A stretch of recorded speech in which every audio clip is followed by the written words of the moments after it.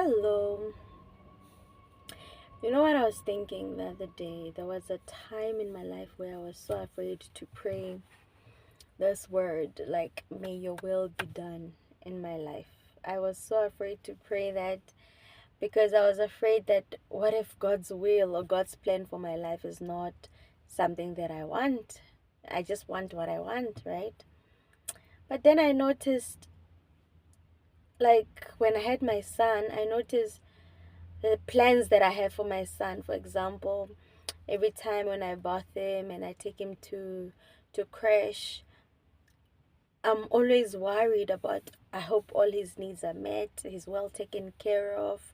I make sure that I get him the best. I make sure he's warmly dressed. I check the weather before time for the next day so that he's dressed appropriately for the day. I make sure I pack extra clothing or socks or whatever he may need for the day.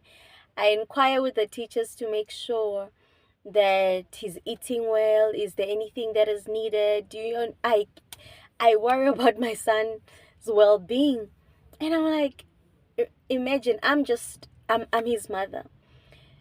And imagine God, my creator, the being that created me.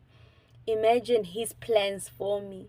If I can desire so much for my own child, imagine someone who created you, what he could desire or want for you.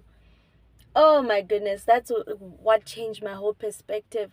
And I finally let go and yield to God and surrender and said, Lord, may your will be done in my life. I speak your will into my life because I realize even in the word, he says, I have good plans for you, plans to prosper you, for good and not for evil, you know. So I started to let go and trusting God and trusting his will over my life.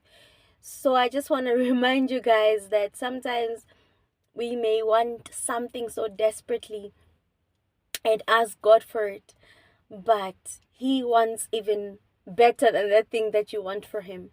You know, you could just, for example, you want a house, and he's like, shh, you just want a house. What I want for you is even grander than, what you want for yourself. So we must remember and learn to trust God. Oh, what God wants for us is so beyond our imagination. So don't forget to trust him. Don't forget to surrender to his will. I know we have our own desires, but what if what he has for you is grander than what you want? I was so afraid of that, but finally I was able to let go.